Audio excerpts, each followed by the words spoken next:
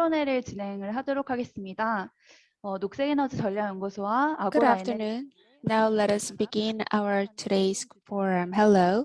Thank you for participating in today's discussion jointly held by GESI, Green Energy Strategy Research Institute, Agora Vende, the KFEM, Korea Federation for Environmental Movements and Climate Solution under the theme of Climate and Energy Policy Directions and Challenges in the Era of Net Zero. I am researcher In Hyun-ji at GESI, and I'm the MC for today's discussion. Carbon neutrality and response to climate change are irreversible global trends. For the past 5 years, Korea has also been actively implementing energy transition policies with a focus on past coal and the expansion of renewable energy. However, some evaluates that our goal is still insufficient in light of the international trend, and there are also concerns about whether the next government will continue to implement these policies.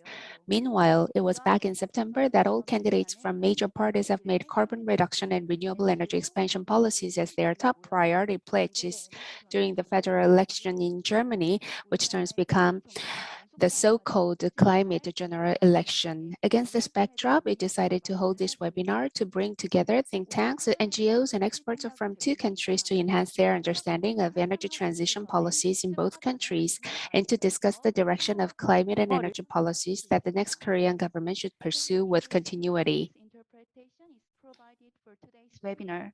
Please select the language you'd like to hear from the interpretation icon in the toolbar. 오늘의 발제자와 저장을 Well, let me now introduce today's speakers and the moderator. First, as for speakers, we are joined by Principal Senior Researcher Kim Hyun-sang and Jesse, 안녕하십니까, 이상훈입니다. and Director Lee Sang-un of New and Renewable Energy Center of Korea Energy Agency, who will deliver a keynote presentation. And also we have Director An Jae-hoon from KFEM and Associate Project Lead Philip Litz from Agora Vende will deliver their presentations. And then Professor Chun Young-hwan, a co-representative of Energy Transition Korea, will serve as moderator. And also we have 5 panelists from Korea Chamber of Commerce and Industry, Research Institute of Climate and Society, Climate Solution, Big Wave, and Ministry of Environment, respectively. Unfortunately, Director Lee Sang-un cannot participate due to his personal schedules. And from Ministry of Environment, the director will be representing on behalf of the original speaker, Kim Jong-hwan. And after the panel discussion session, we're going to have a Q&A and general discussion session. So our online participants are also asked to actively engage in the discussion through chat room.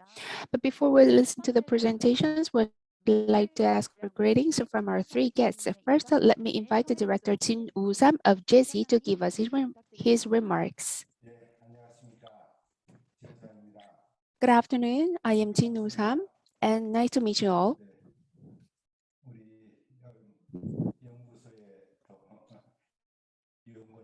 Well, our researchers and Director Lee Sang-hoon, Professor Chun Young-hwan, nice to meet you all.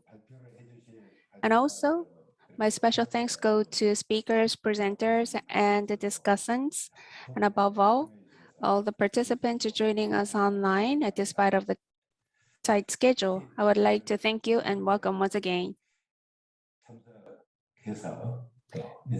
In particular, I would like to express my deepest gratitude to all speakers who will be sharing their insights and opinions through their presentations and discussions.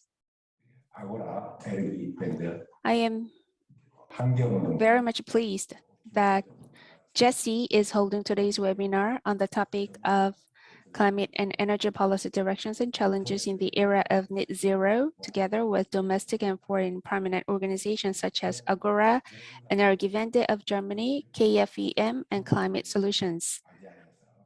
And also, taking this opportunity, I would like to contemplate on the future of renewable energy, because renewable energy is no longer an alternative or ambient energy. Of all other energy sources, renewable energy should be considered as one of the major energy sources because it has created the most numerous jobs, and it has also become the most invested area, and in around 50 countries throughout the entire process of life cycle, it has become the cheapest energy source throughout its entire life cycle. So also we cannot solve the climate change related issues we face until we execute the transition to renewable energy. So we would like to take deep consideration into the importance of renewable energy into our future development, and I would like to have an in-depth discussion in the presence of renowned experts here. But unfortunately, the reality that surrounds us is regretful, and we are full of challenges to be solved. And in Korea, renewable energy is a subject of scrutiny and also political contentions, and fake news is spread out all over. In addition, around 340 global companies have joined the RE100 initiative, which voluntarily commits to a 100% conversion to renewable electricity. But fortunately, 13 domestic companies have joined the RE100 since last year, as the Korean government also introduced a policy that allows companies to procure electricity and power from renewable energy. But there's still a long way to go. So I expect that the policy alternatives will be discussed and shared through today's discussion so that renewable energy can be developed and firmly established as the main renewable energy source in Korea. Also, I would like to express my deepest gratitude once again to Co-Representative Chun Young-hwan of Energy Transition Korea, who will lead this discussion with his excellent knowledge and experience. And in addition, Kwon Pil-seok, Director of the Green Energy Strategy Research Institute, and also researcher Im Hyun-ji for having prepared this discussion. Thank you very much. 네, 이사장님 의미 있는 말씀 너무 Thank you 감사드립니다. very much for the meaningful opening, Mr. Jin. And I would like to ask Ms. Jessie Scott for her congratulatory remarks. Good morning from Berlin, in Germany, from Agora Energiewende. My name is Jessie Scott. I'm the International Director at Agora. Good afternoon to the colleagues in Korea. And welcome to this very interesting webinar that has been set up by my excellent colleague, Kwang Hee. The webinar is to discuss the growing ambition for climate action, particularly in the energy transition around the world, and the role of Germany and Korea, who are both leaders in terms of ambition setting and also the expectations that the world has to see leadership from these countries. I've just returned from COP26 in Glasgow, where both countries put forward strong NDCs. Nonetheless, there is a need for much action to implement the targets that have been proposed and ensure that they are aligned with the long-term net zero targets that will align with 1.5 degrees of global warming that have also been adopted. This is an interesting moment in both Germany and Korea to be discussing how to implement the energy transition. In Germany, we announced yesterday the coalition agreement of the new German government with a lot of detail on coal phase out, on renewable electricity, on hydrogen. In Korea, you will have a presidential election early next year and a new government coming in a little later in the spring. These are therefore major opportunities for new governments to take the challenge that we need to get on track in the early to mid 2020s if the 2030 targets are to be delivered and if the long-term targets are to remain feasible in the years between now and the mid-century. I look forward to a very interesting discussion and also the opportunity to build connections, knowledge sharing, fruitful dialogues between the Korean colleagues, the German colleagues, at a civil society level, and in our work engaging with our own governments and stakeholders in our national contexts. I think there's a lot we can learn from one another, and I look forward very much to following the recording of this webinar and the further results that develop thereafter. Wishing you a good meeting, and please, I hand now back to my colleague, Kwanki.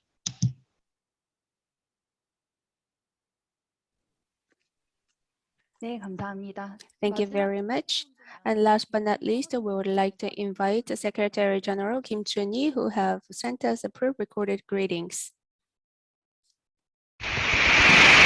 독일과 한국은 제조업 중심의 산업 구조, Germany and Korea have many similarities in their industrial structure centered on manufacturing. In 26th general election this year, the climate agenda was highlighted, and the election results made it possible to realize carbon neutrality more quickly. South Korea has a presidential election next year. This government has put nuclear disarmament and carbon neutrality on the national agenda. Can Korea continue to pursue nuclearization and carbon neutrality as a national policy for the next 5 years? I think that today's discussion on the energy policy that the next government should take with continuity is so meaningful. In particular, you can hear the experience of Germany where the elections were held first. I hope the election is fun. It's an election where all major presidential candidates make up carbon neutrality on the agenda, and we as voters carefully check the carbon neutral implementation policies to select a national leader. Jesse, Climate Solutions, and the Environmental Monument Movement Coalition, which hosted today's debate, will put their heads together so that Korea's presidential agenda is from stabilizing housing prices to a climate crisis. Thank you very much. Thank you. And we would like to invite the keynote lecturer. Please. 안녕하십니까. 탄소 중립 시대 에너지 전환 정책 방향을 모색하는 Good afternoon, ladies and gentlemen. Thank you so much for joining us and giving me this opportunity to join in the Germany-Korea joint event on climate and energy policy for the next 5 years. The uncertainty of long-term goal is gone. Such countries as Germany and Korea that are responsible for the climate crisis and have the capacity to respond to it, have set and announced a long-term goal of net zero emissions by 2050. Going beyond the daunting question of what and why we do and how quickly we can move toward climate neutrality requires intense scrutiny and bold and swift action. Korea and Germany have many things in common. As a latecomer, Korea received a lot of help from Germany, but as a result, it achieved an advanced economy in the industrialization era from the poor economic conditions after World War II. In both countries, the share of manufacturing in the economy is very high among the developed countries. Coincidentally, the net zero emissions policy in response to the climate crisis has also become very similar. Germany is pursuing a 65% reduction in greenhouse gas emissions compared to 1990 by 2030, and Korea has also revised its nationally determined commitment, or NDC, and set a new target of 40% reduction by 2030 compared to 2018. If this target is achieved, Germany's greenhouse gas emissions will be 438 million tons in 2030, and Korea's will be 437 million tons. It is almost the same. It is coincidence, but they are all almost the same. In addition, although the extent of reduction is increased due to the impact of COVID-19, Germany's greenhouse gas emission in 2020 was 722 million tons, and Korea's greenhouse gas emission in 2018 was 727.6 million tons. Although the emission pathways of the past have been different, aren't the pathways too similar for today's emissions cap and carbon neutrality targets and towards the 2030 middle way? Germany is a key member of the European Union that is leading the response to the climate crisis and is playing a leading role in the EU's carbon neutrality. The pace and method of Germany's transition towards carbon neutrality will determine the achievement of the European Union's carbon neutrality goals. This has had and will continue to have a significant impact on the global decarbonization energy transition. As a late industrial and advanced country, Korea will also become a new model for decarbonizing energy transition in developing and emerging industrial countries. The Korean economy, with a very high manufacturing share of 27.8% of GDP, will show a path to decarbonization that emerging industrialized countries with a growing share of manufacturing in the economy should refer to. Although the long-term goal of carbon neutrality and the national greenhouse gas goal for 2030 have become clear, we all know that achieving this goal is a very difficult and challenging task. The world is facing unprecedented challenges in an unprecedented crisis, with Germany and South Korea at the forefront. The world will pay attention to the challenges and successes of Germany and Korea, which will make a historical contribution to transforming the world into a sustainable future. For the past 20 years, Germany has been leading the energy transition centered on nuclear phase-out, coal phase-out, and expansion of renewable energy. 20 years of energy transition experience and performance is a great asset toward carbon neutrality, but the recent trend of renewable energy penetration is stagnating and not reducing the burden on consumers. New positions must be found for solar and wind power, innovative technologies must be applied, and infrastructure and markets must be rapidly transformed for volatile renewable energy integration. Securing green hydrogen infrastructure and economic feasibility will also be a huge challenge. Driving the energy transition while reducing costs and burdens and turning it into an opportunity to create jobs as a new driving force for development is by no means easy. By reconciling various opinions and conflicts, we must swiftly and justly promote an energy transition while interests are divided based on a national consensus. This challenge in Korea is much more difficult. With the exception of exceptional economic crisis, Korea has yet to experience reducing energy consumption and greenhouse gas emissions through policy effort. Since 1990, energy consumption has continued to increase, and greenhouse gas emissions have continued to increase too, increasing by 2.7 times compared to 1990. This contrasts with Germany, which has reduced its greenhouse gas emissions by 40% since 1990. In the future, Korea must reduce its greenhouse gas emissions by 40% for the first time in 9 years by abruptly slowing the increase in the future. We need to reduce greenhouse gas emissions through energy conversion and transition in much the same way as Germany. It's an unprecedented challenge, and it's hard to find similar examples around the world. An additional 100 gigawatts of solar and wind power must be provided by 2030. It is necessary to supply 5 times the accumulated amount of solar and wind power supplied so far in 9 years. We need to supply 11 gigawatts of solar and wind power annually. This is a tremendous level considering Korea's geographical and social conditions. It is a more difficult task for Korea than Germany's supply 40 gigawatts of solar and wind power per year. Quite frankly, the road is not yet clear how we will achieve this daunting task. The rate of supplying 4 gigawatts of solar power per year should be increased to 8 gigawatts, and the sluggish wind power should be supplied at least 2 gigawatts per year, mainly offshore wind power. When I think of the numbers, my head becomes complicated. We also have to secure biomass as well. But when I think about the path and accomplishment that Korea has taken, I also have a positive thought that something will open up. Over the past 60 years, Korea's economy, politics, society, and culture have developed tremendously, and now it has risen to a position of support for developing countries, providing a positive stimulus to global progress. If the successful experience of the industrialization era is reproduced creatively in the carbon neutral era, Korea's carbon neutral challenge will bear meaningful fruit. I'm currently attending this seminar in Germany.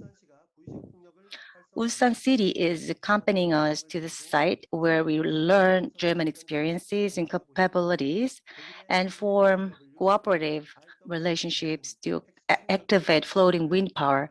And we are meeting with key utilities such as EMBW and LWE in Germany.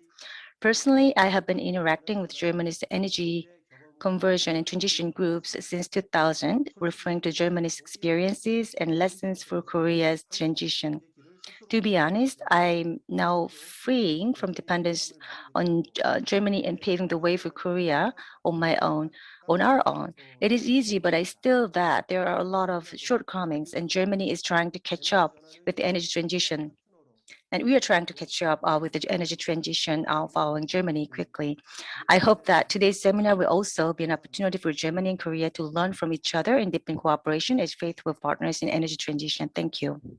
네, 독일에서 굉장히 이른 시간임에도 참석을 하셔서 이렇게 Thank you very much for joining us in early morning there in Germany. There are many challenges and tasks ahead of us. For Korea's energy transition, now we are going to listen to three speakers about what we have to do in the future. Now we are going to move on to the main session. Mr. Kim Yun-sung, Lead Researcher in Green Energy Strategy Institute. Good afternoon. I would like to now commence my presentation. As introduced before, my name is Kim Yun-sung from JESI. 박사님 컨트롤 L 부탁드립니다. 저의 주제는 한국 에너지 전환 정책의 평가 및 The 방향에 topic and the title of my presentation is Evaluation on the Policies and its Direction of Energy Transition of Korea. It was in 2017 that Korea has announced quantitative policy goals aimed at energy transition for the first time. But the start is late as it has been passive in reducing greenhouse gas and distributing renewable energy. Renewable energy supply has increased and new systems have been introduced, but challenges remain. For a successful energy transition, it is necessary to present a new agenda for renewable energy and face the problems that have emerged.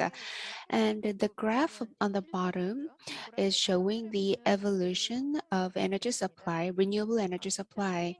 And the purple bar graph represents solar. And also, as you can see, the new supply of the power generation has been increasing, but you cannot see it, but on 2020, the speed of electricity supply has been slowed down, so we need to make a further effort to have it up to 8 gigawatts level. And wind power generation has been decreasing, and there are some urgent measures needed to catch this up. I have several issues and questions to be asked to ourselves. Is the rate of renewable energy supply sufficient to achieve the energy transition goal? Is the energy markets, grids, and residents acceptable enough? And is the renewable energy development process reasonable? Does renewable energy development not conflict with environmental issues? And is an efficient energy transition planned? Well, let me talk about the Korea's energy transition policies. As said earlier, we have established a supply goal of supplying 20% of power generation from renewable energy by 2030. It's the first energy transition policy with the supply target of 63.8 gigawatts by 2030. The total amount out of it, 36.5 gigawatts for solar and 17.7 gigawatts for wind and 3.3 gigawatts for bio. And we have large scale farmhouses, solar power, small scale such as cooperatives and private vehicles as different types. And based on the third basic plan on energy, we will have 30 to 35% of renewable energy generation by 2040, and 35% is set as the limit according to the system load. load. And as for the local energy plan, we have established a local energy plan by reflecting the opinions of citizens and also local government's plans for agendas such as energy independence, greenhouse gas reduction, renewable energy supply, and revitalization of distributed energy were in place. And we also have enacted a Net Zero Act, which stipulates by 2030 the reduction more than 40% will be complete by 2018. And we will also enact the net zero targets by 2050, and revision of Electricity Business Act and amendment of Distributed Energy Act are now under operation. And we have several ambitious goals for renewable energy purchase market and direct PPA availables, but we still have many challenges to address. Well, concerning 5 questions respectively, I have come up with some keywords. As for the supply rate of renewable energies, it is rosy for solar power, but cloudy for wind power. And regarding the markets, grids, and residents' acceptance of renewable energy, we have the issues related to REC prices and delayed access and participation of residents. And as for the development procedures of renewable energy, we have issues of business licenses. And regarding the environmental issues, we have problems related to locations such as farmland and forest and biomass. And last but not least, for the efficient energy transition, we need to consider the cost efficiency and energy efficiency. As for the supply rate of renewable energy, I said that it is rosy for solar, but cloudy for wind power, because solar power has recently increased by more than 33 gigawatts per year. Wind power supply is less than 200 megawatts per year. The causes of this is the lack of good site discovery and acceptability of residents and reasonable price. According to the surveys, we need 500 gigawatts of renewable energy to reach net zero by 2050. We need to precipitate, and bioenergy lacks the foundation for independent industrialization rather than co-firing. Now, let me address the second question about the markets, grids, and residents' acceptance of renewable energy, which is related to the issues of REC prices and delayed access and residents' participation. As for market acceptability, price has declined in extremely unstable REC market, and the rigid RPS compulsory purchase demand didn't keep up with the recent rapid rise in supply.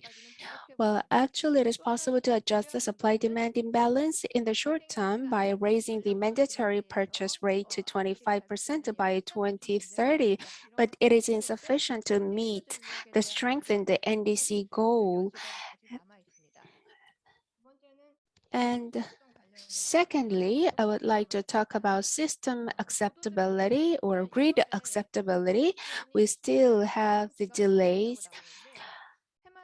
Well, we have around 3 to 4 gigawatts increase per year, but we still have 5.9 gigawatts delay as of September 2021, which means that we are not catching up with the market pace.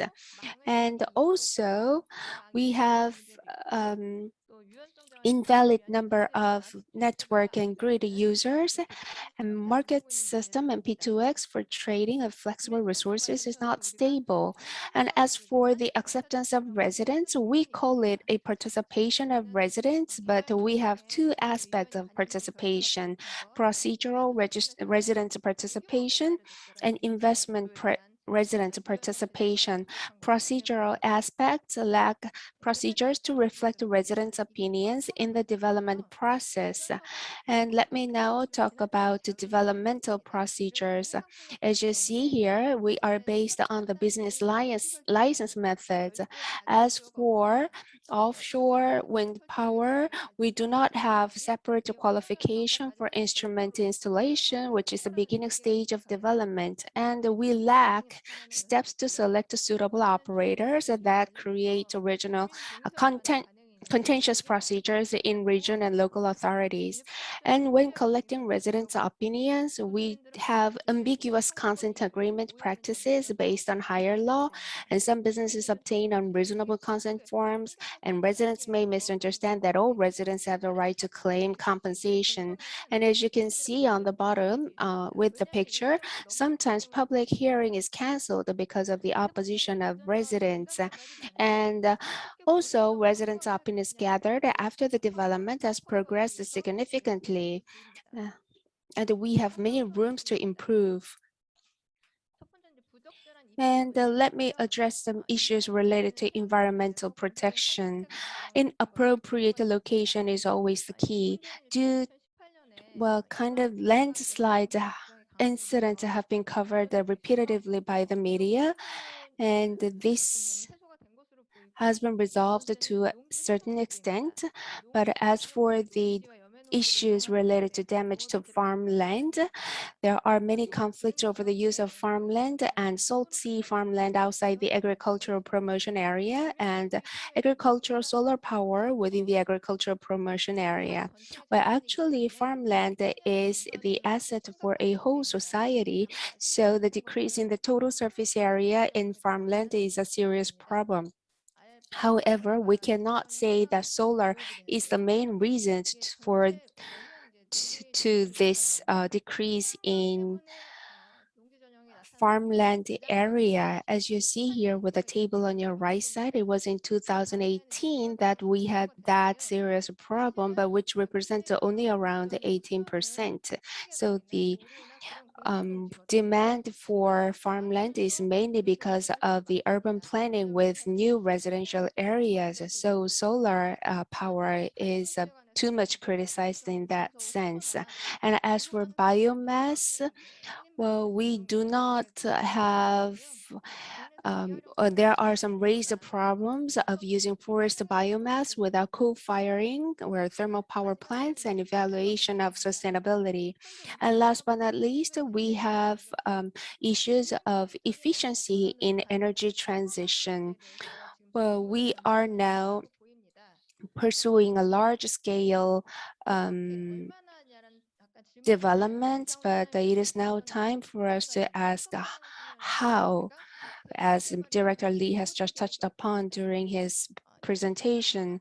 Well, actually, there's no public offering plan, which is a kind of auction system for large-scale developments.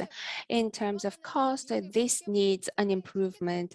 And also, we do not have a systemic cost investigations like NREL in the US and the Lawrence Berkeley Institute and the Fraunhofer Institute in Germany. They regularly conduct market price surveys, which is also should be a benchmark for us. And also there's a lack of compulsory system. For example, when the internal combustion locomotive should be removed and when the coal-fired power plant should stop operation. So we need to have a clear compulsory clauses. And this is the future direction that we need to follow in terms of supply rate of renewable energy. Up to now, we have centered on regulations, but we need to change the gear to induce an efficient and also cost-effective renewable energy development so that people can discover good sites for renewable energy based on spatial planning and reflect them in urban planning. And we also have to guarantee a reasonable price, ensuring that development costs are accounted for on an objective basis and that appropriate level of business or profit is generated for residents as well. And also procedural participation for residents should be guaranteed. It is about reasonable and efficient land use, and we want to protect existing land users, and we want to establish procedures for participation of new land users, and also amicable agreement and mediation system. But this doesn't mean that existing right of use should be excessively rent-seeking, and the new land use demand should not be unconditionally prioritized, and the government should improve procedures for agreement and mediation. And also, as for the markets, grids, and the residents' acceptance of renewable energy in the RPS market, the mandatory purchase rate is raised early and the weight is stabilized. And as for the grid acceptance, we do not have a long-term plan.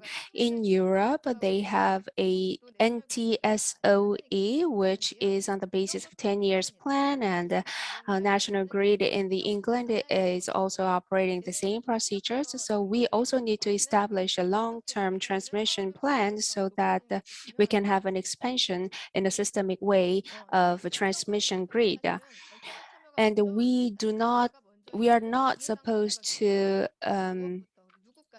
allow invalid number of network users to preempt the access capacity. And as for the resident acceptance, we need to have a procedural resident participation that should come first, which means that we're going to put the focus on conversation, but we cannot make profit sharing a mandatory procedure because that should be left to the voluntary will of residents and stakeholders.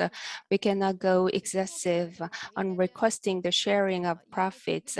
In terms of large-scale development, we have to try to expand the scope of beneficiaries based on the reasonable thinking of the society.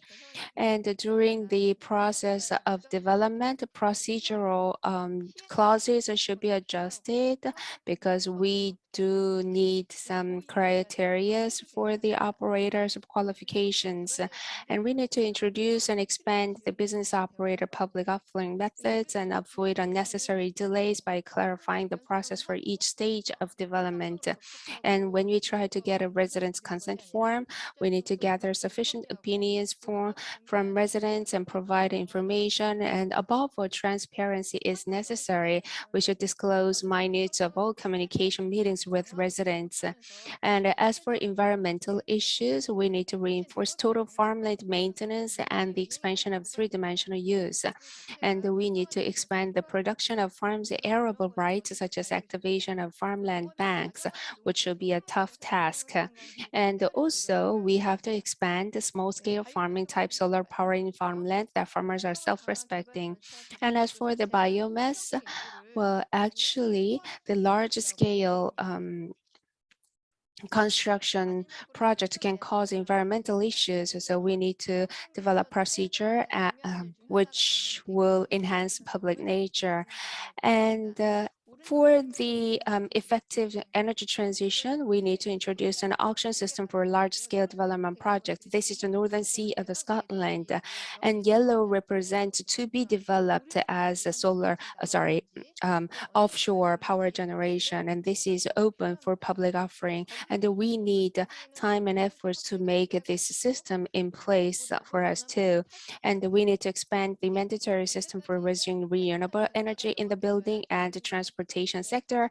And it is also necessary to introduce the obligation to install and use renewable energy and past the coal conversion sector. Well, in conclusion, since Korea first established a renewable energy supply action plan in 2017, it has shown quantitative results in expanding its supply, but we need to press up a diet to reach the target of carbon neutrality by 2050, and we need to secure and guarantee the resolution of environmental issues and markets, grids, and residents' acceptance. But this will be the main priority and task that we need to proceed for the next 5 years. Improvement of procedural law is thus necessary. Thank you. Thank you Thank you very very much. much. She has just touched upon the current status and its evaluation of the key issues related to renewable energy use. And moving on, 기후 에너지 정책에 대해서 발제를 시작해 주시겠습니다.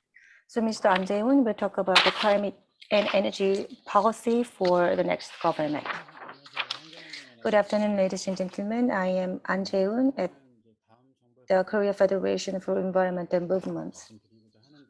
I'm going to talk about climate and energy policy for the next government, and which is actually one of the priority agenda in our organization.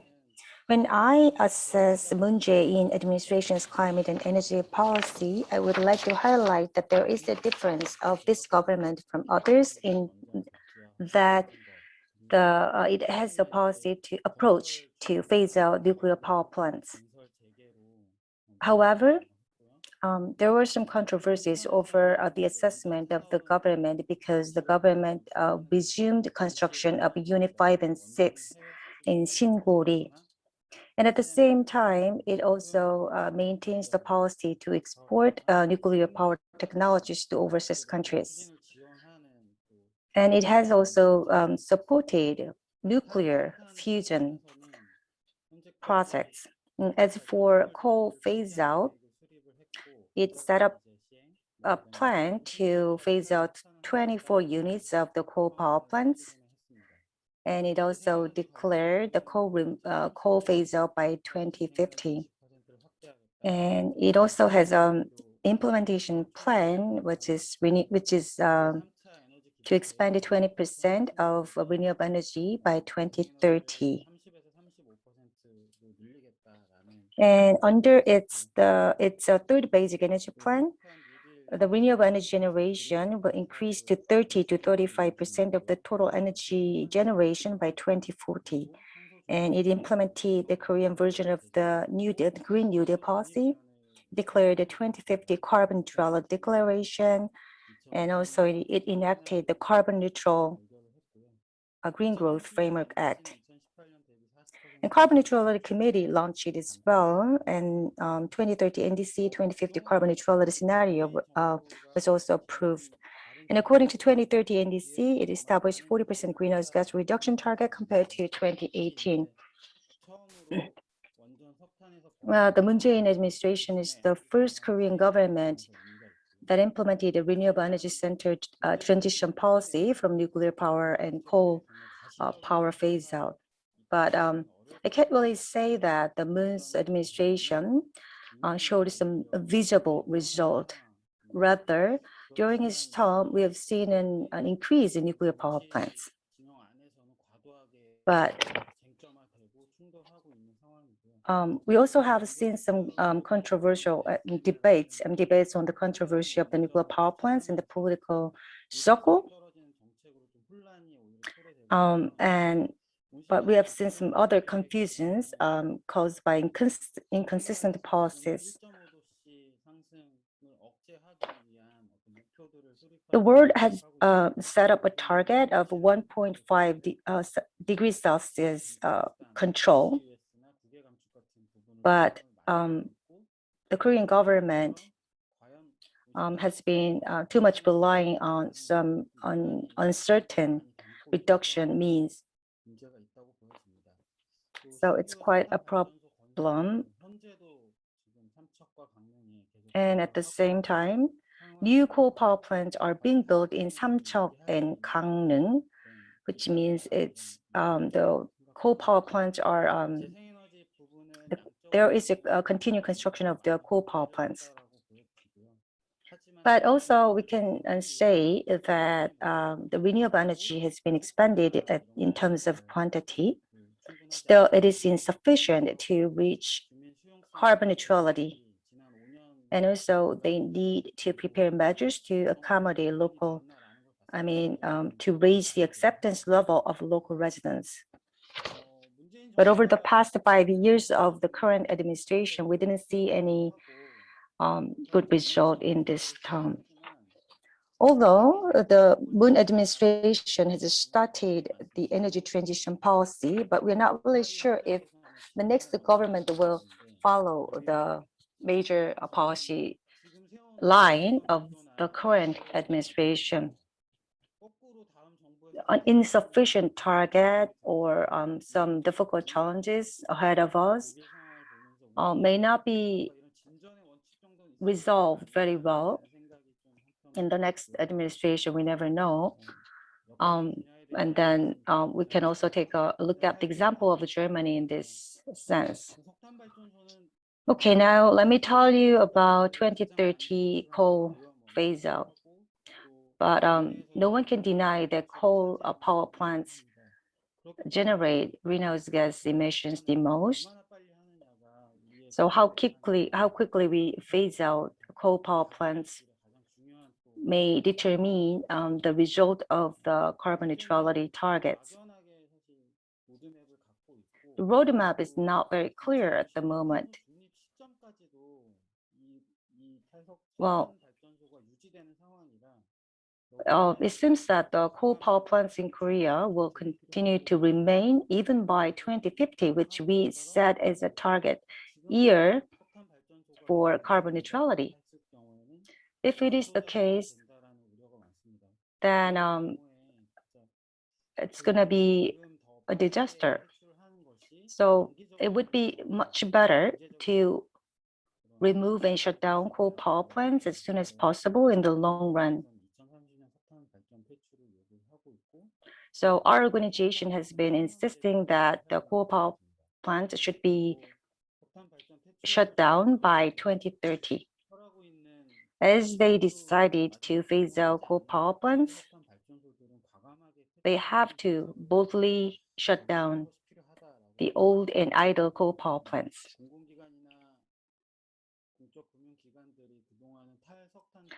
The public organizations and also the public financial institutions have set the standard ordinance for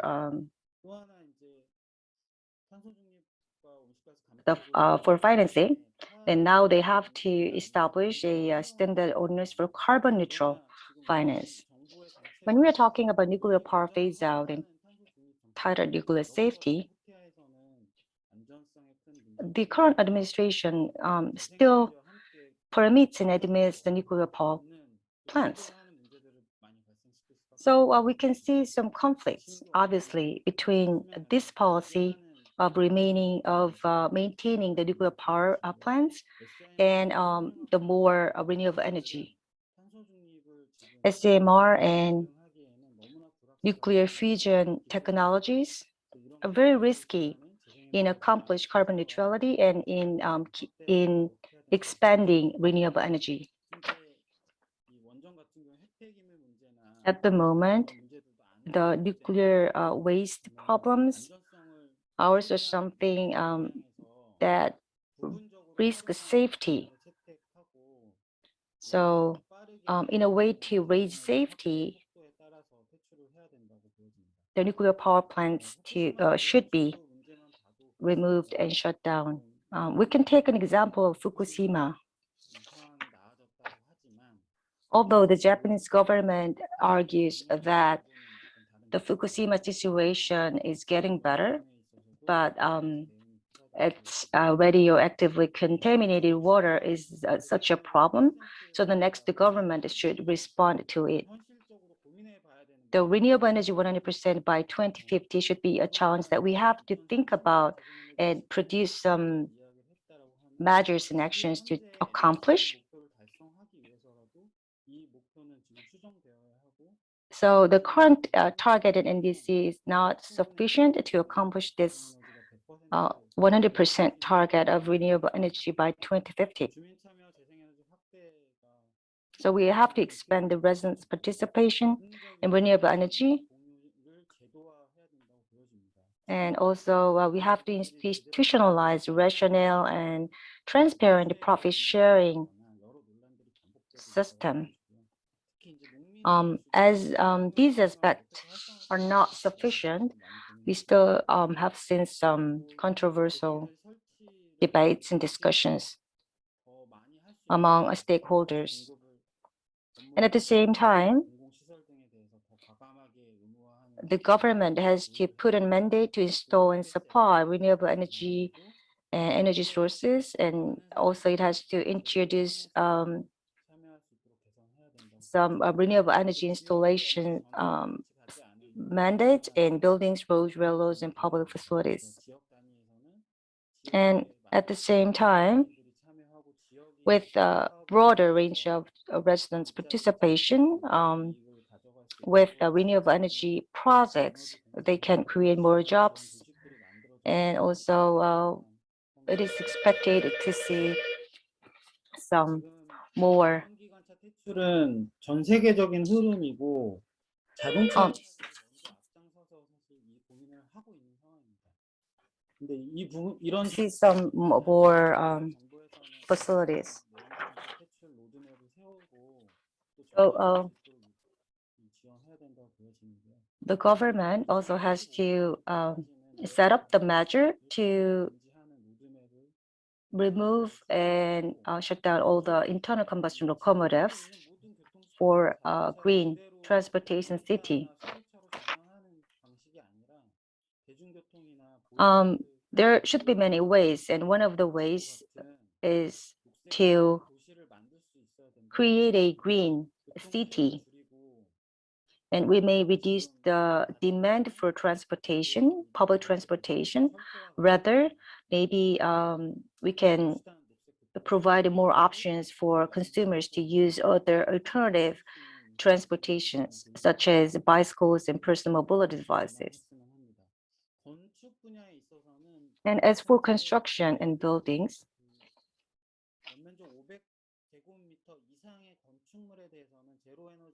zero energy building project and policy is adopted for only over 500 square meters or more, but there's no measure for small buildings to make them zero energy buildings.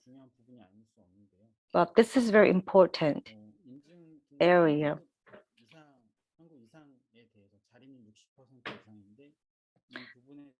The government should give some incentives to even to small buildings with 500 square meters or less, if it is certified level 3 or higher, with a self-reliance rate reaching 6% or higher. And like that, maybe the government can also introduce minimum energy performance system to expand green modeling.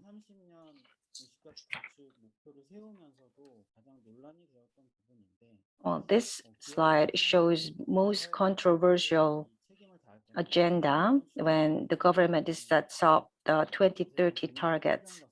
What we need to do, what kind of vehicles we have to take to accomplish 2030 target. So the Energy Transition Support Act is still pending in the National Assembly. It is such a pity that we don't see any progress.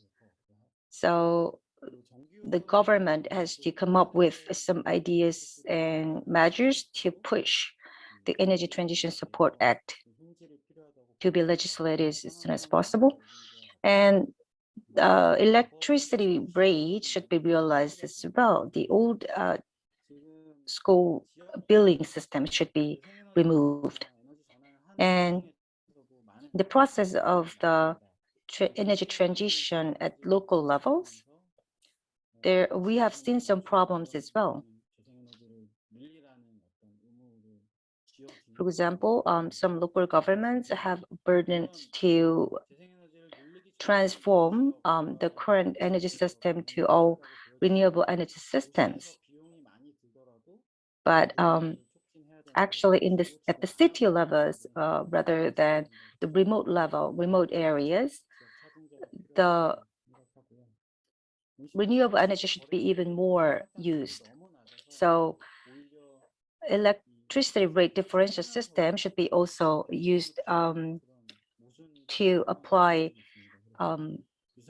tailored policy depending on the regions and the city structures to increase renewable energy in total at the national level. And they also have to reinforce a paid allocation ratio of greenhouse gas emission trading system. And as for the support for just the transition,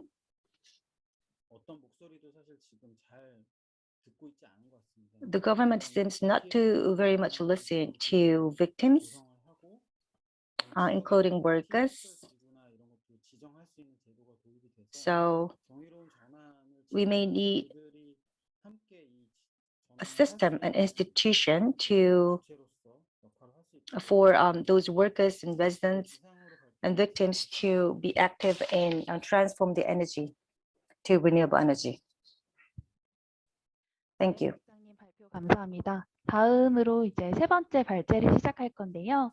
Thank 네. you, and let us now move on to the third lecture presentation 많은 기여를 해주신 분입니다. of Mr. Philip Litz, the project lead, who will be delivering his presentation on Germany's energy and climate policy. Now the floor is yours. Thanks a lot, everyone, for the kind invitation. I hope you can see my screen now. It's a pleasure to be here, and it's a very exciting time, to be honest, because Germany has recently formed a new government, and just yesterday afternoon, the German government has presented their draft coalition treaty with their draft program that they would like to implement, which is very exciting because it is the most ambitious climate and energy program that has been drafted in a coalition treaty so far. So what I would like to do in the next round about 20 minutes, I guess, give you a few insights on the German energy climate policy strategy so far, so where we're coming from. I would like to fill you in a little bit on the actual election results, so where we're standing today, and then give you a few hints on what we will be expecting from the new government. Obviously, this analysis is still a little bit rough. Papers have just been published today, and me and my colleagues have worked very hardly over the last hours to get a bit of a glimpse of what's actually in there, but it's a 200 pages document, so there might be some missing pieces here and there. For you, just quickly as a background, Agora, we are a policy think tank from Berlin. We've been mainly working on German, European climate and energy policy over the last couple of years, but also more and more working with partners internationally. We have an office now in Brussels, in Beijing, and Bangkok, and happily collaborating, especially also with our partner Gezi here in South Korea. So, where are we coming from? Germany's energy policy is based on a quite decisive long-term energy strategy, and it has two goals at its center. The first one is to phase out nuclear power, mainly due to environmental considerations, and secondly, at the same time, reach net zero greenhouse gas emissions. And while transforming its energy sector, Germany aims to achieve like a so-called target triangle of sustainability, security of supply, and still allowing for economic competitiveness. This is the overall strategy, and it's implemented through a binding climate protection law. It includes specific long-term targets, also short-term targets, and it also includes very specific greenhouse gas emission targets for each sector. So for the energy sector, for the transport sector, for the industry sector, for instance. This is kind of the framework. So the path and also the governance of Germany's energy transition is very, very sharply in place.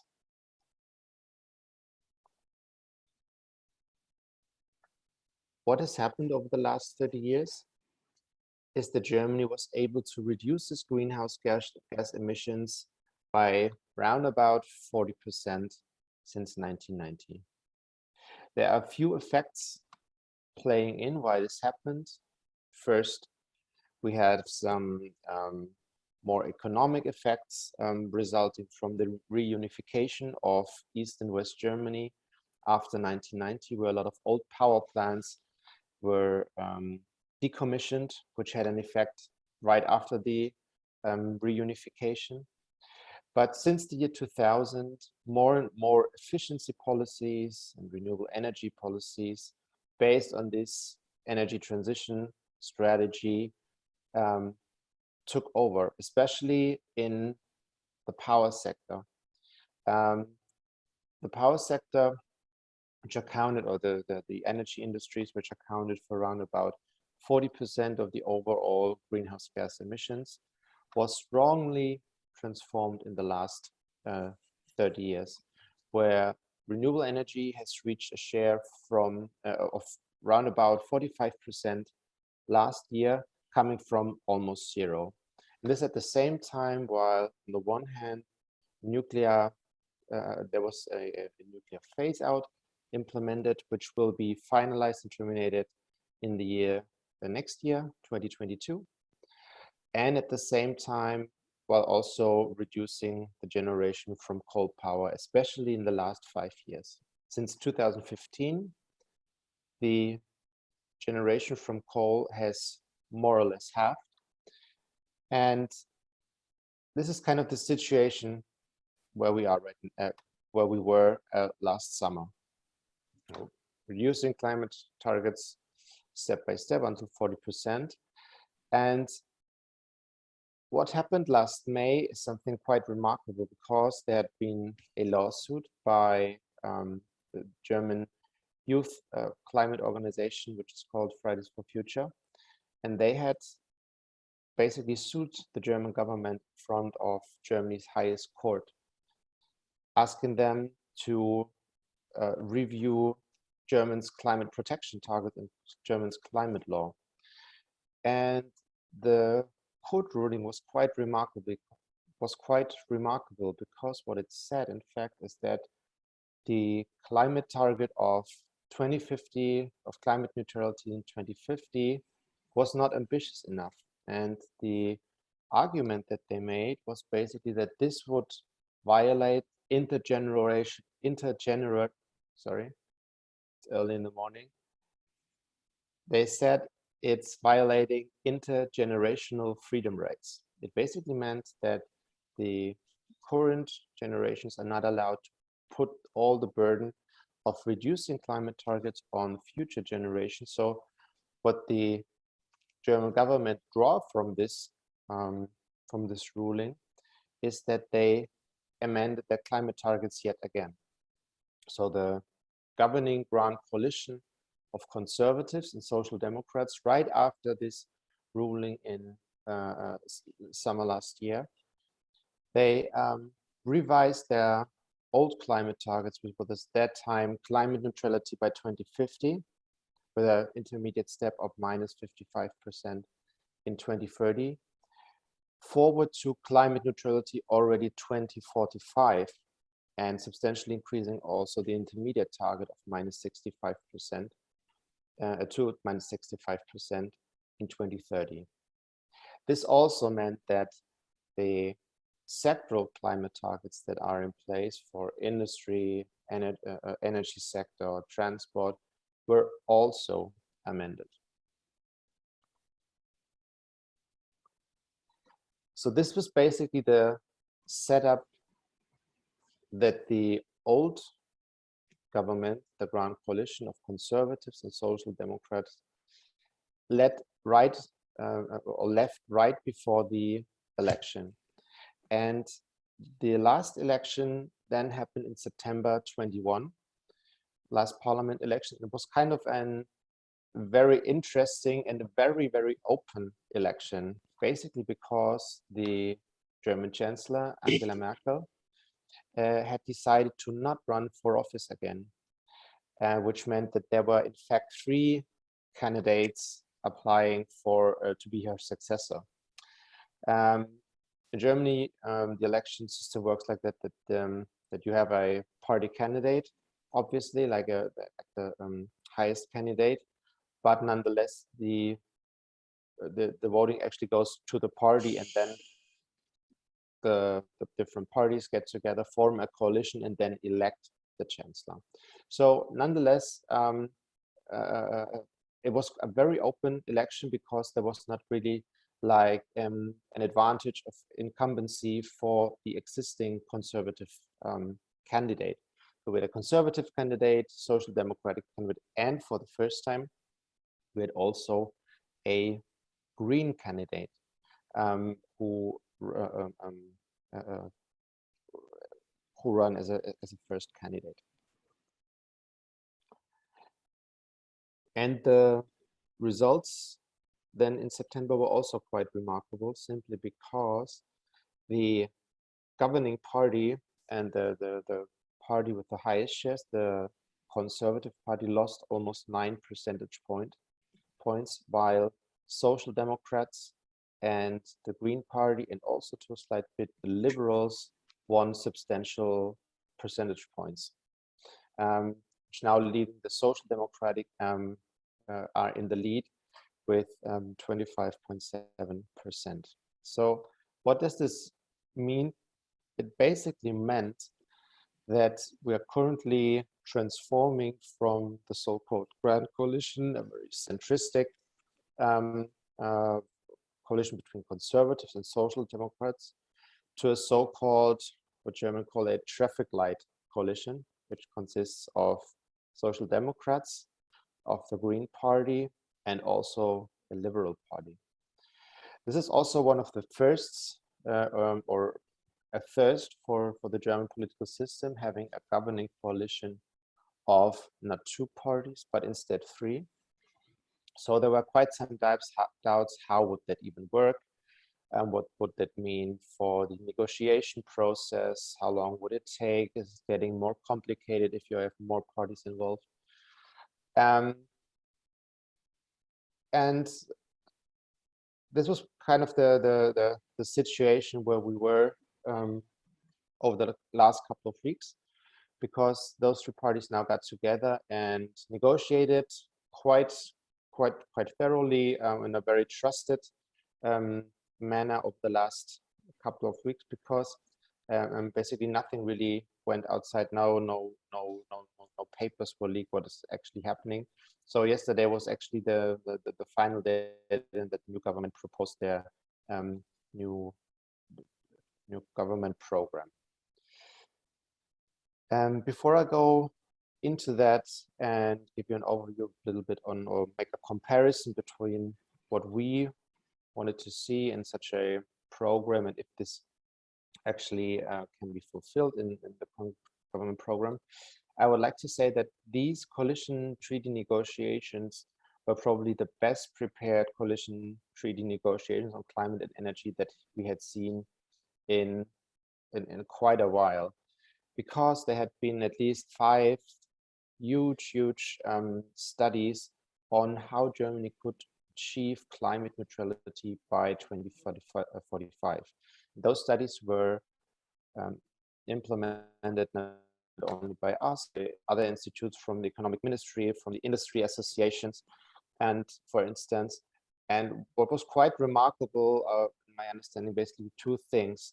As the most remarkable thing is that until 2030, the studies do not show that substantial differences, because the ambition of reaching 65% until 2030 is so clear, and the sectoral targets for the different sectors are also very, very clear. The wiggle room for the actual measurements is not that strong, it's not that high. Meaning that has actually been a very, very clear understanding among stakeholders in the political sphere and in administration and in science what needs to be done to reach these minus 65% until 2030. And if you compare it to other policy fields, it's really quite remarkable how clear the understanding is. But I mean, obviously there are still different in approaches and what are the specific instruments, but the road is actually very, very clear. And the coalition treaty that was presented yesterday you can see here the picture of the government parties is basically built around these this existing knowledge. And the climate and energy chapter that was presented yesterday, I have to say, is probably one of the most ambitious coalition treaty chapters on climate and energy so far. The Green Party had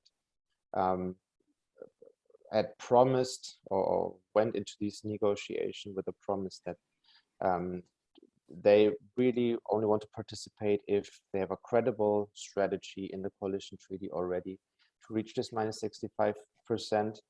And also the other parties paid in on that. And my first impression now after going through that since yesterday afternoon is that this was quite successful actually.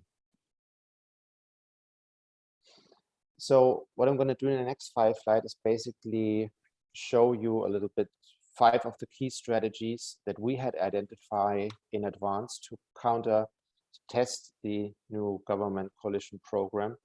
And you can see in the left top also, I'm not really a big fan of these traffic lights of green, yellow, and red to indicate if this is in it. But it's the best way to present it that I could come up with in the last couple of hours so that they get at least a glimpse of a feeling of what is in there and what to expect. So the first one is, which was quite remarkable, is that the government plans on increasing the share of renewable energy in the power sector, mainly based on wind and solar, already up to 80% in the year 2030. We've just recently reached a share of about 40% in only 9 years. This is really huge. So this is really, really ambitious. It's also really ambitious because it includes about 200 gigawatts of solar until 2030, 30 gigawatts of wind offshore.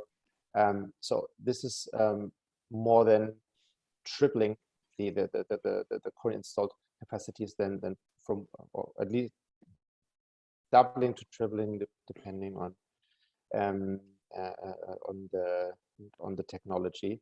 So this is really a huge step forward. It's the second point, energy efficiency, where we see like reducing first primary energy consumption, obviously through switching energy sources, but also final energy consumption is obviously one of the key essential strategies that you need to follow. And we see some good points here and there, especially when it comes to the heating sector. So standards for new buildings, but also for renovating buildings. But to be honest, from what I can see in the paper so far, is I'm a bit skeptical if this is already sufficient in terms of reducing final energy demand as much as we would need to see until 2030. The third element is third strategy of a cost-efficient climate neutrality strategy would be electrification. Electrification in the transport sector, in the heating sector and industry. And what we can see in the draft program is that there are very, very sensible points in there. And especially also, I mean, the 80% of renewables should provide a really good basis for that. And there's also a reform announced with regards to the levy system, which should make power in general more competitive towards other sources. And we also see the goal of 15 million electric cars in the year 2030 from where we are today about 1 million. So this would basically mean to turn around a quarter of Germans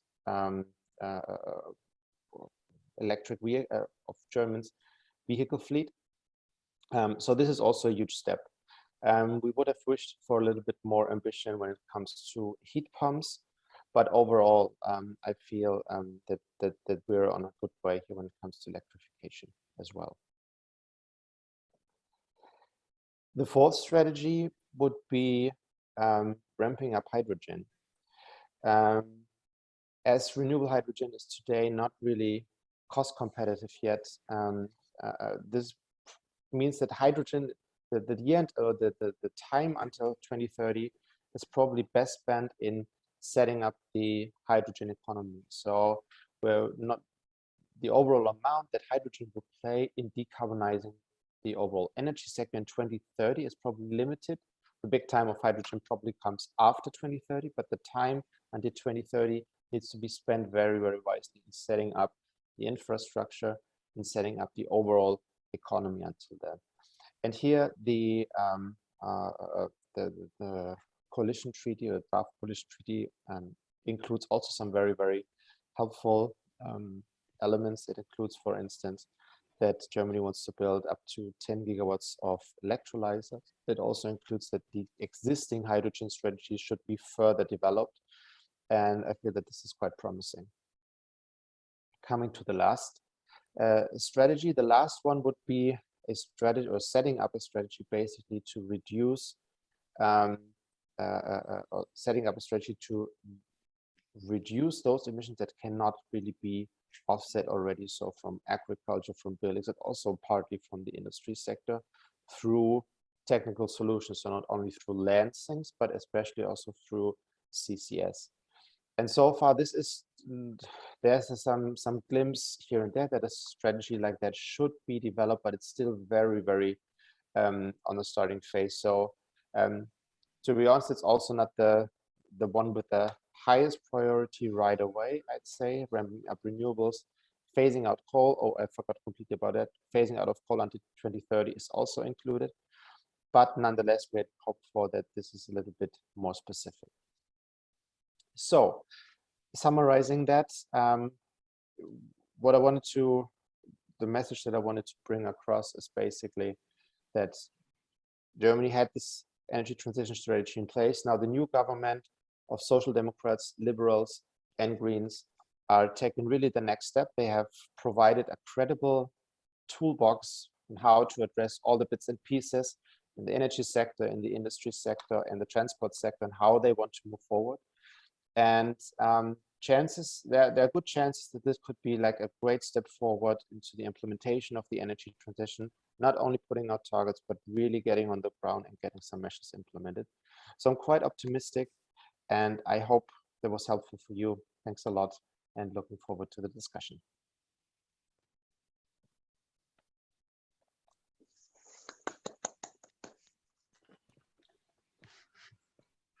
네, 필립 리츠 연구원님의 발제 Thank you 아주 very much for your insightful presentation, Mr. Philip Litz, and would like to go ahead with the panel discussion session with the moderator, Professor Chun Young Hwan. Good afternoon. Well, I am very pleased to be moderating the session under the theme of climate and energy policy direction and challenges in the era of net zero.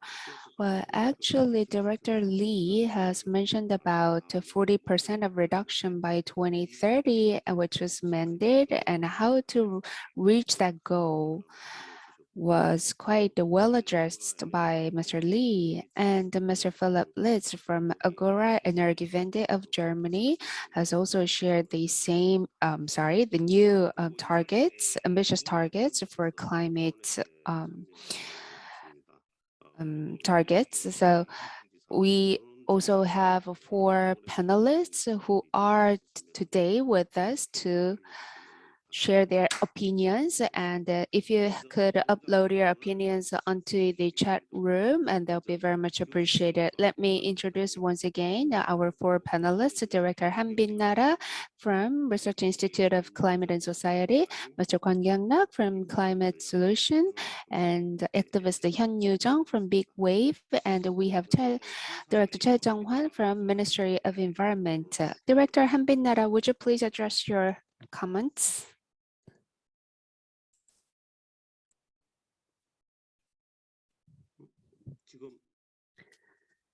Ms. Han?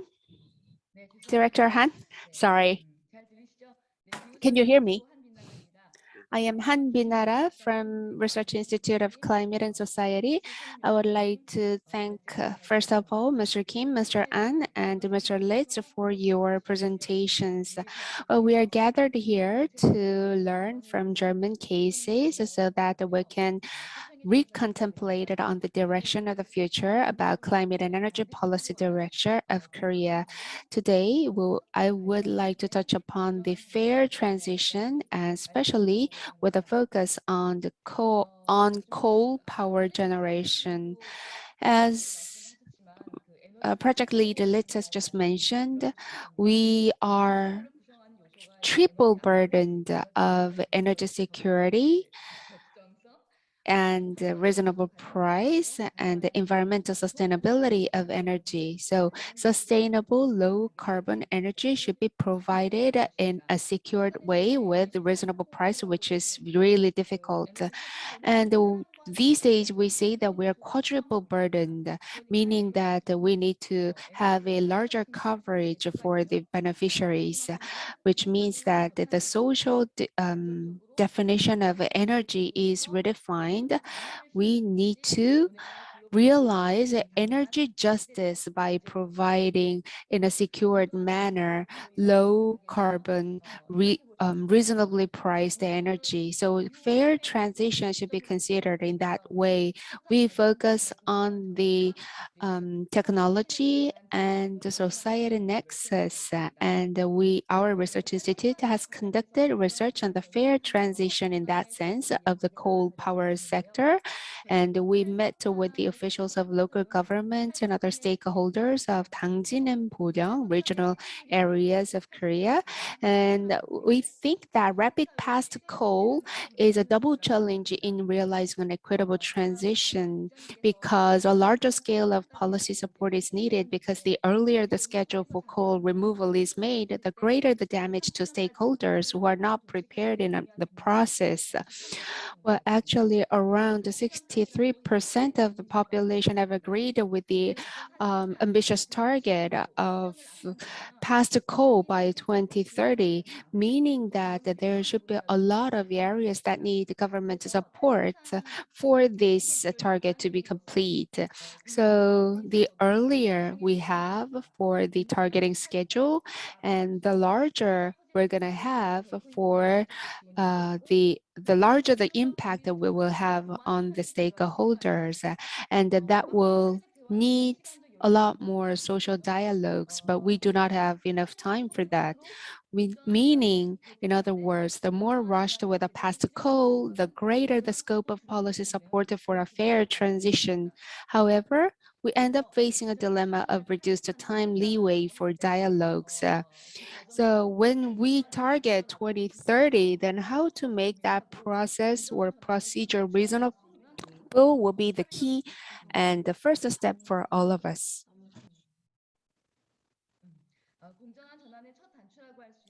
That should be a starting point. And we need to have a governance for social dialogue, because that will be a foundation for the precipitation of fair transition.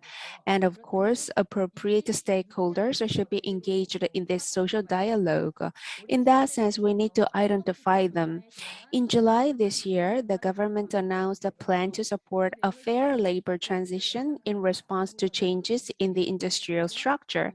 And through this, a worker-centered support plan was proposed based on the job prospects, such as capacity building and job change for incumbents. But I think Korea's equitable transition in the coal power sector needs to be more community oriented rather than worker centered, because the Korean coal power plant is a market type public company with high job security. So regular workers at coal power plants are either transferred to a new LNG power plant after the closure of the coal plant, or are put to work to improve environmental facilities. So the risk of the job loss for them is not so great. However, the stakeholders in need of government support are the local self-employed, subcontractors, and the local community. If the target of a fair conversion is workers, then job change, employment, support for startups, and vocational training may be important. But when the target is a local partner company or the local self-employed, the necessary policies should be completely different, because to minimize damage to the local community and local economy, by nurturing local businesses, by reflecting the characteristics of the region and creating jobs and revitalizing the local economy, is ultimately the same as the regional development plan. So that is why Korea's fair transition can be seen as a new approach to regional development, at least in the coal power sector. And I think from this perspective, well, Germany is an exemplary case because they have some recovery. They leverage the fair transition as a regional development plan. And one of the characteristics of the coal industry in there is that the power plant and the coal mining are geographically close to each other, and they have a large impact on the local economy. So they come up with, Germany come up with regulations for the recovery of the region before closing a coal mine and established the legal basis. It was in 2020 that they enacted the Coal Area Structural Reinforcement Act to improve the lives of residents in the coal area and to support the socio-economic development of the relevant area. So this means that Germany does not stop at the passive response of compensation for damages in the coal power generation area, but they try to expand the scope of beneficiaries of a fair transition policy from the coal industry and workers to the entire community, shifting the focus of fair transition from compensation and relief-centered social protection to future growth. So they have converted into industrial development and instilled in German society the perception that past coal is a new opportunity. So I think that the fair transition in Korea should also follow the same process or similar process. And well, both the fair transition of the Korean coal power generation sector and the energy conversion of the past coal region have the characteristics of a regional development. And as far as I know, the recent enactment was led by the Ministry of Environment and Ministries of Planning and Strategy. But as you just saw earlier, fair transition is not a labor issue, but it's a regional balanced development issue, also regional economic issue, and also a national industry issue. Likewise, regional energy transition is not a simple industry issue. It covers regional development and local autonomy and energy justice. And we need to pursue a fair energy transition. And we cannot make a distinguished categories of local issue and regional issue, national issue, or energy and industry issue. We need a balanced approach. Thank you very much. Thank you. Well, actually, concerning the past coal, she has just touched upon the issue of fair transition, which is quite important but not easy to deal with. Moving on. Now I would like to pass over the microphone to Mr. Kwon Kyung-nak at Climate Solution. Can you hear me well? Yes, I can hear you well. Thank you for those three speakers' presentations. As you know very well, the carbon neutrality and 2030 NDC are such a global trend. So regardless of the political orientation of each political party, I believe that the new government will implement such policies to accomplish the targets. The Social Democrats, Liberals, and Green Party formed a coalition yesterday, and coal phase out will be accomplished by 2030, and also so such a story were also heard in Korea as well. So I knew it, and maybe we can make a reference to the German case so that we can push the new government to make carbon neutrality happen in practice. I completely agree to all the presenters, but I would like to make some additional proposals which were not necessarily specifically proposed in 3 presentations. First off, I would propose that the emission trading system should completely revise in a way to more efficiently reduce greenhouse gas emissions.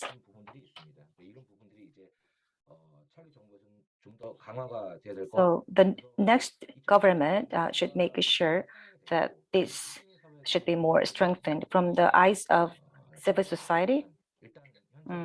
The raise the target of Korea is not sufficient, but last year the emission allocation plan was announced, and that should be revised to meet the target that was revised. And the target should be more specific and it should be higher. Well, the carbon leakage and also the move of factories, there are some risks. So the government should be proactive in solving those problems in relation to carbon leakage by implement 100% of paid allocation in the transition sectors.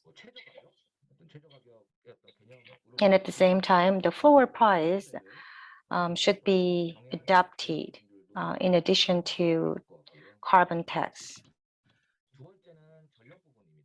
And second, I also would like to tell you about power sector.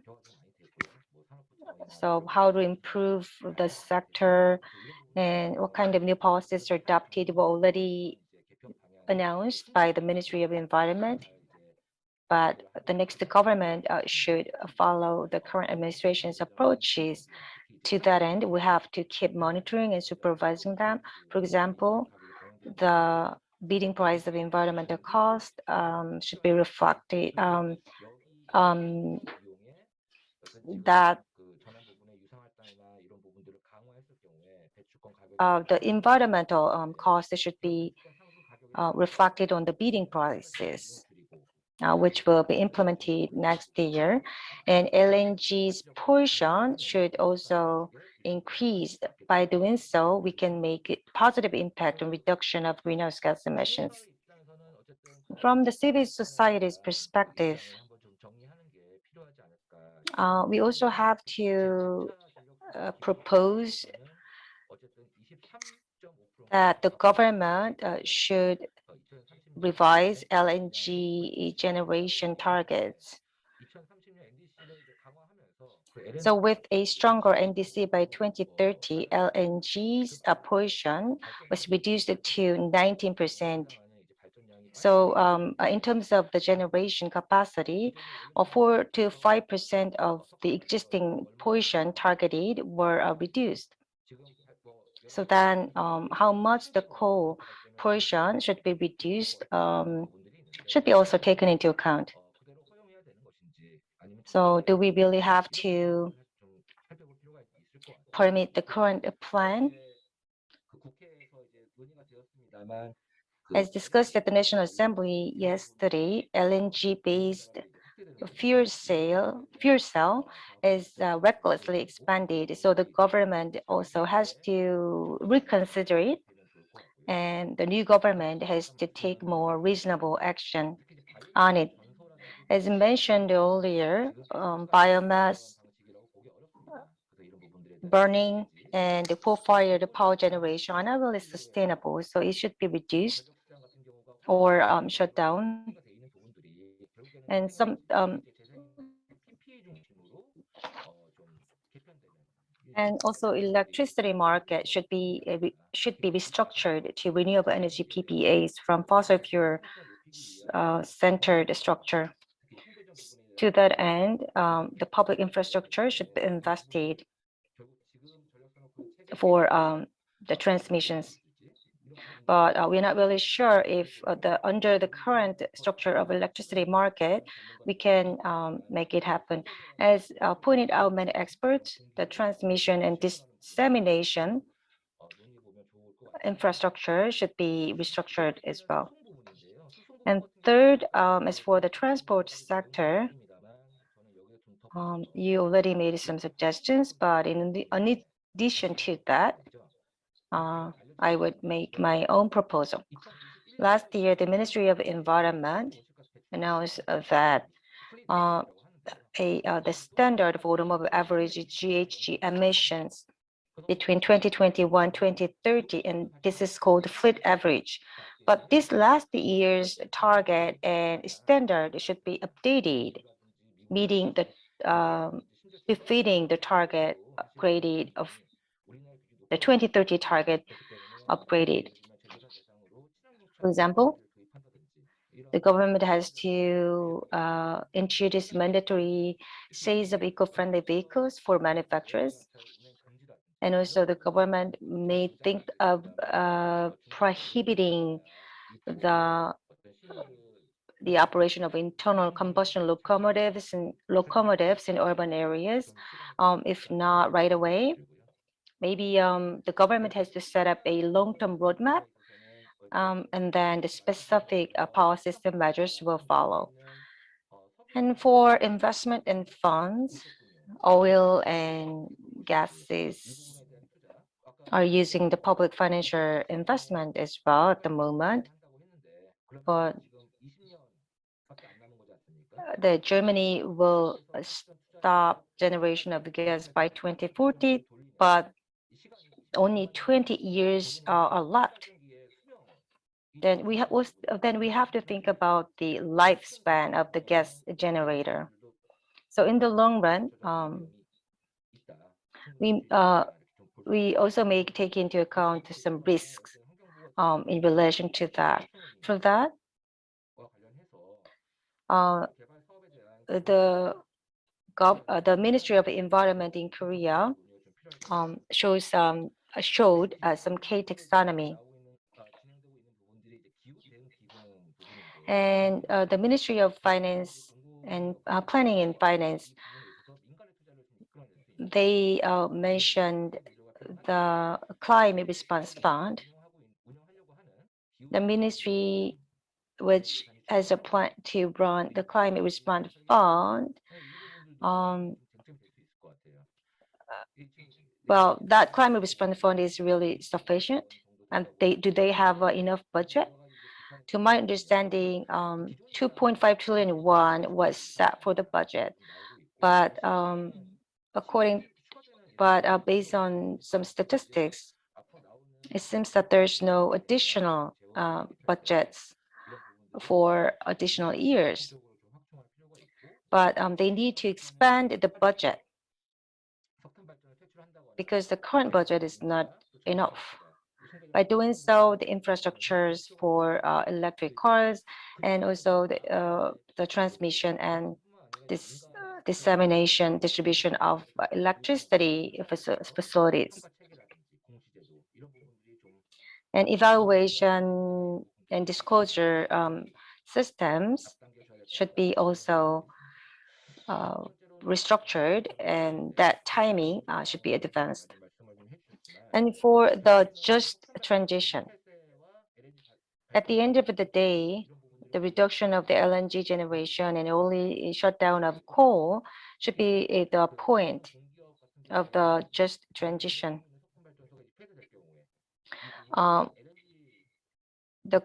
If the coal power plants are shut down, then would it be transformed to LNG generator?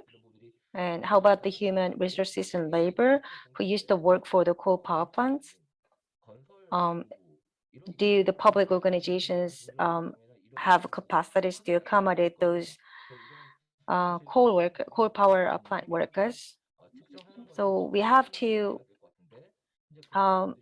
set a very sophisticated plan, but there's no specific measures at the governmental level to respond to such problems. So the next government should have to make specific plans for that. And to accomplish carbon neutrality and to create more jobs, how we can restructure the industry and what kind of R&D strategies we have to set up should be all taken into account when the next government sets up its roadmap. And all should go together, and all should be taken into account to accomplish carbon neutrality. With that, let me wrap up my discussion. Thank you. 감사합니다. 지금 이번에 말씀해 Thank you 주신 so much. So, listening to Mr. Kwon, carbon trading system and greed system and the financial investment, all the issues were dealt with in his discussion. There are only targets, but there's no specific implementation measures, which is very important to think about. And also, I somewhat doubt if the government alone can do it. So maybe other parties, other players have to do their roles. Next, I would like to invite Hyun Yu-jung, the activist in Big Wave. 네, 안녕하세요. 저는 Good afternoon. 기후변화 청년 모임 빅웨이브에서 활동하고 I am 있는 Hyun Yu-jung, and I'm an activist of Big Wave, which is a youth gathering for climate change activities. And as climate issue is related to the next generation, and I assume that I am invited to this meaningful event today. In that sense, I would like to thank you for your kind invitation. Well, there are several subjects that I would like to address related to the topic of today, but I would like to introduce what we do as youth activists for the protection of climate and the response to climate change. And we want to be sustainable, and we think that sustainability is as important as much to establish political direction.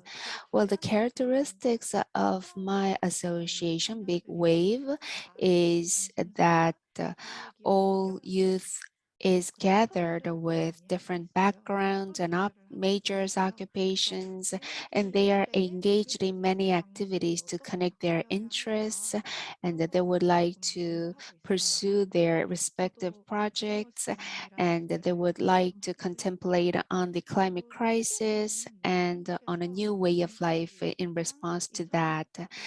And well, to come up with a 2050 scenario, we have operated a carbon neutrality committee with people belonging to Big Wave and other youth from different groups and communities. And to that end, we decided to edit a scenario and submitted it to the carbon neutrality committee. And it was thankfully inserted as the annex or appendix to the Carbon Neutrality Committee scenario at the National Assembly. And throughout this activity, I was able to feel that the changes have already begun at a civic level, private sector, and especially from the youth level. And we know that these changes are small now, but this could be expanded to the larger scope of the society. And of course, the policy direction should be sustainable so that these changes and efforts can be accelerated and create synergetic economic effects. Well, considering that the topic of today's discussion is the direction and sustainability of policies, I would like to share some personal thoughts. It may be a different viewpoint than other speakers.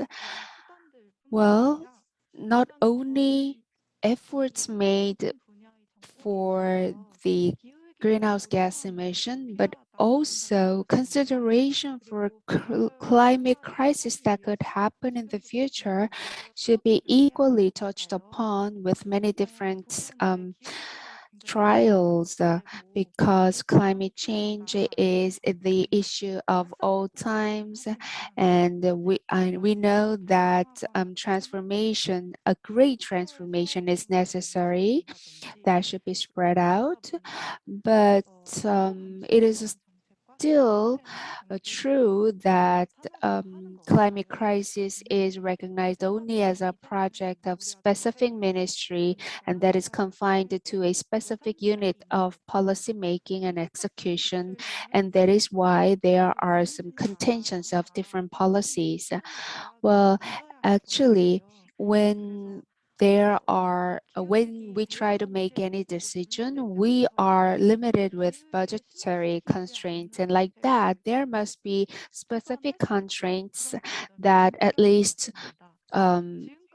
makes us not to increase greenhouse gas emissions. And without this kind of limitations, up to now in Korea, we have been only accelerating the emission of greenhouse gases, and any policies centered on the reduction of GHG has been succeeded. But it is only since it is only a short period of time that we have started to see the importance of reducing the GHG.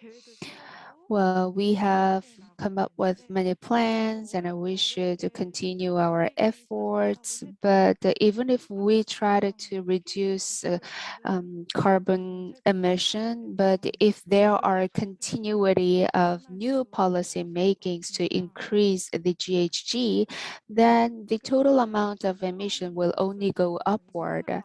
And also another example is the construction of new infrastructures, which focuses more on regional development. And that is why those kind of proposals and projects are lively backed up by residents and stakeholders. But to balance the regional development should be in line with a new way of approach in terms of climate change and the protection of environment. Well, in responding to climate change, new industries could be developed, and that could also be linked to the regional development of specific region. And this is now time for us to think about that new way. And to my knowledge, collaborations between different ministries and the directions, united directions of policies, these are some difficult tasks to complete, but it is now time for us to make efforts to do so.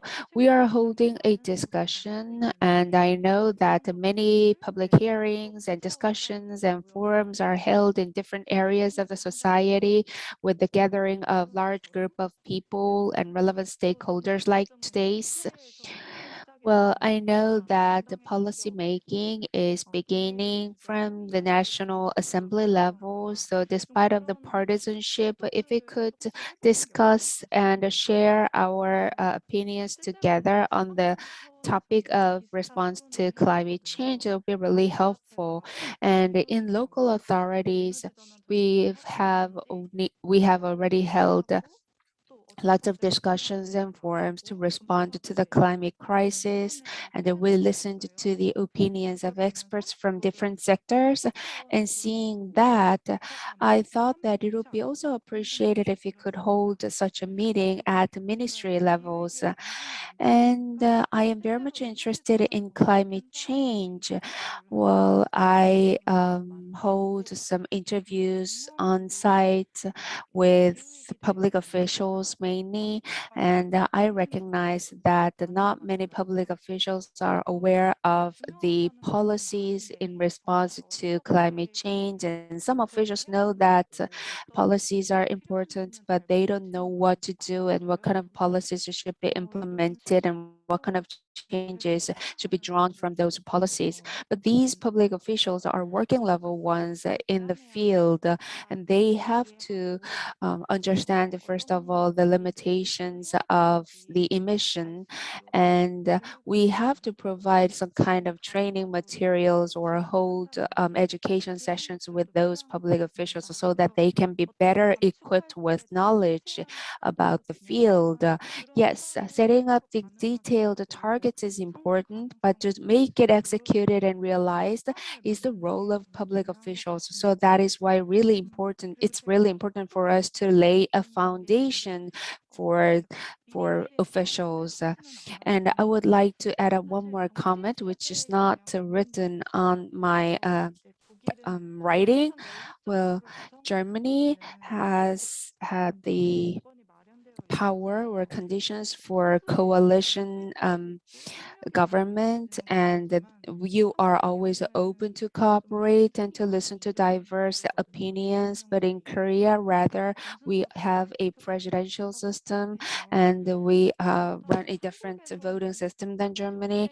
So we are relatively more open to competition, and that is why this kind of climate issue has become already a contentious political matter between different parties, and how to draw a cooperation or collaborative approach to climate crisis is one another key question that I always have in mind. I would like to find an answer to this question altogether. Thank you very much for listening.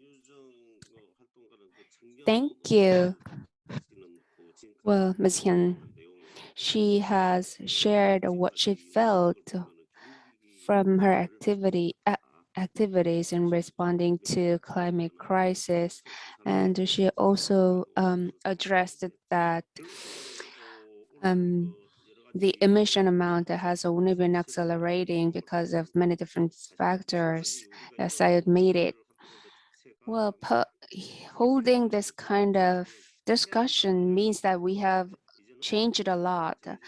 Up to now, we have kept saying what to do and what to implement, but our focus has been shifted to how to do it and how to achieve our goal.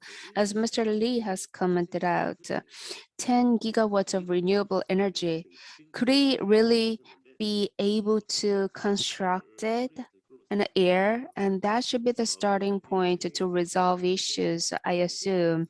What matters most to us is to construct and if sufficient energy grid for renewable energy? And once the grid is there, is it possible for us to have a stable operation of renewable energy? And these are some basic questions that we will begin with, and nothing can be discarded at this point of time. But what's sure for us is that we only have targets and no concrete implementation plan is ready. The government is working on that, but we are now having a baby step. So this is really a starting point for all of us. In that sense, this kind of webinar and discussion is quite meaningful. We would like to invite Mr. Choi Jung-won at the Ministry of Environment. And when time is allowed, we would like to ask the question to Philip Litz once again. Mr. Choi?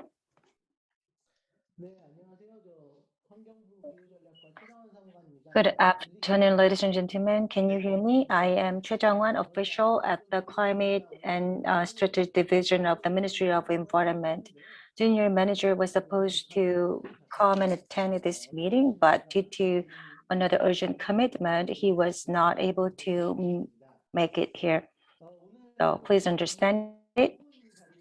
I think this is a really wonderful venue where we can listen to other cases, and also I learned a lot about how we can make policies as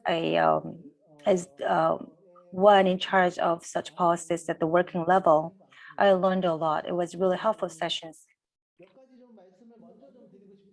So let me make some points. Well, as you all understand,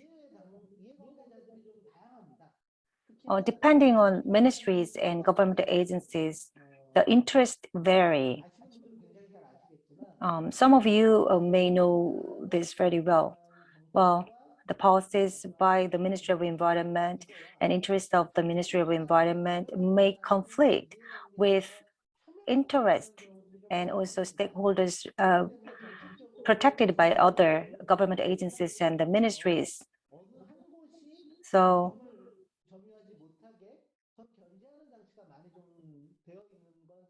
there is a certain mechanisms that keep a balance among ministries and agencies. So in terms of climate change, for us at the Ministry of Environment, this is extremely important, and this is a must to live, to continue to live in. But some others and some other ministries may not think this is the most and the overriding priority. For example,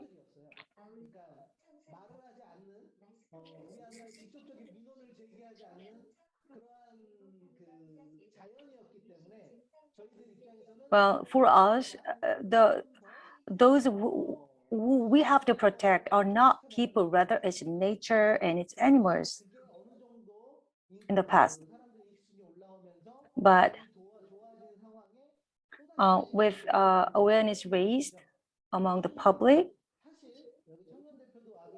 now the climate change becomes a big important issue for us. And as a younger generation representative is here with us, well, the future, we also have to take into account future generations through a policy effort. From outside of the ministry or sometimes from inside. The assessment on our policies may not be really good or always positive. It's not. So our policies have been often pointed out as something to be revised. But this is really good. The feedback is really important for us. So reflective of such feedback, we can raise one voice at the central government level too. So 2030 NDC target and the carbon neutrality scenario were mapped out at the working level, including myself. And what you said was all something that we have been sharing so far. And I was a little afraid that I would be the subject to the criticism. Maybe you can point out that why NDC is just the 40%. But so I prepared some answers for that. But still, some think this target is already positive at the moment, which is good for us, which is very encouraging for us. But we also have to think about what we need to further. And I learned about that aspects from your presentations as well. As the chair said, our policies are pretty much a sort of direction, the major direction, but we have yet to show very specific measures.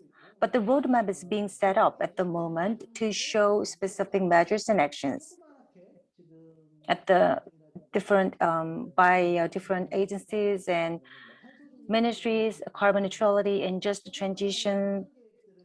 Those all concepts are reflected on the policies and actions.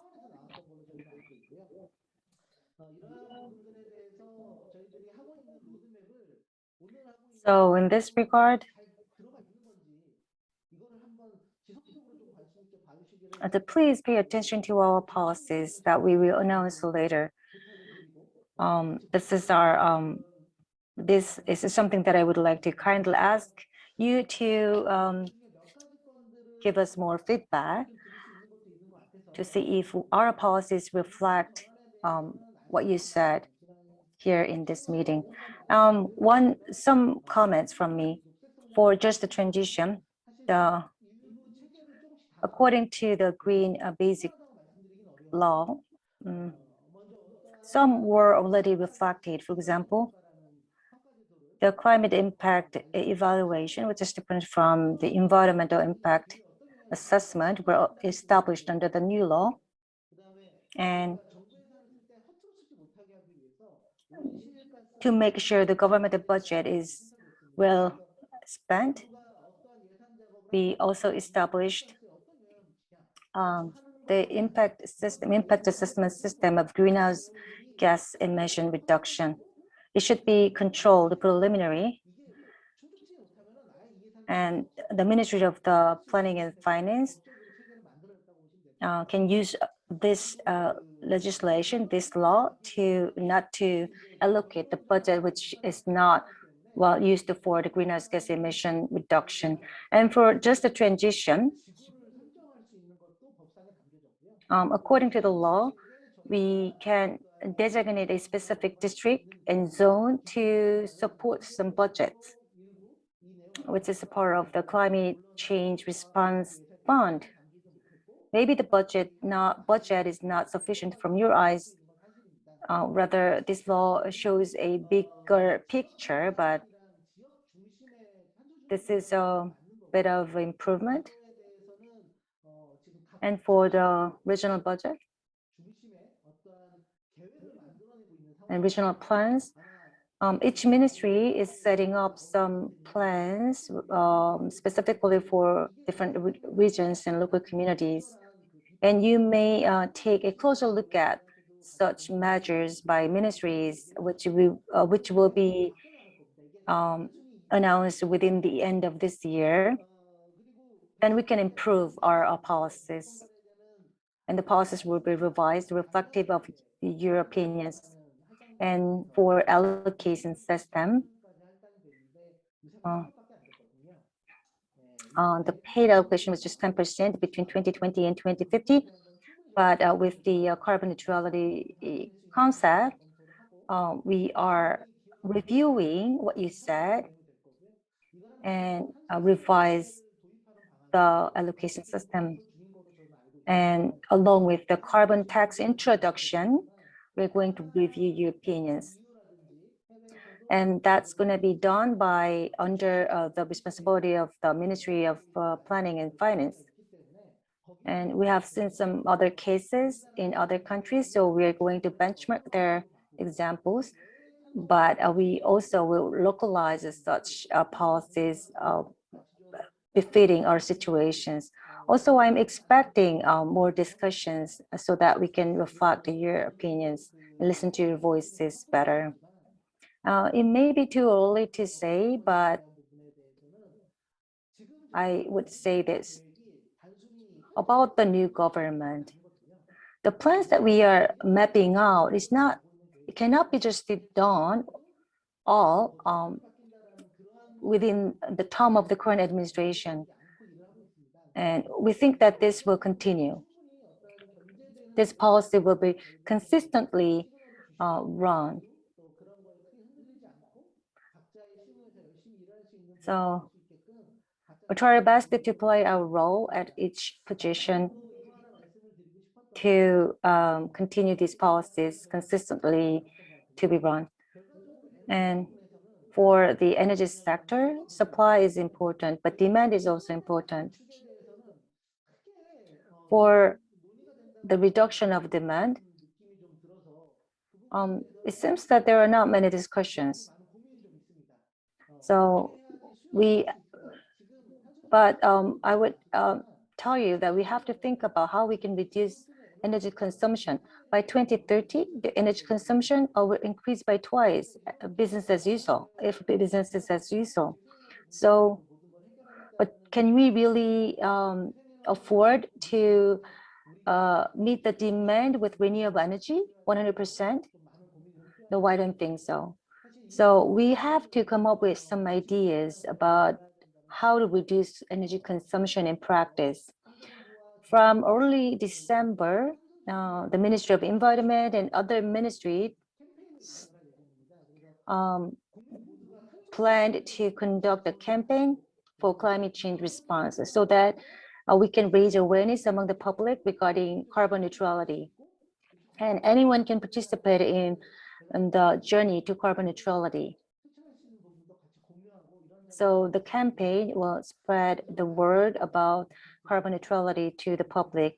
Once we do that, please send your support as so far. Thank you.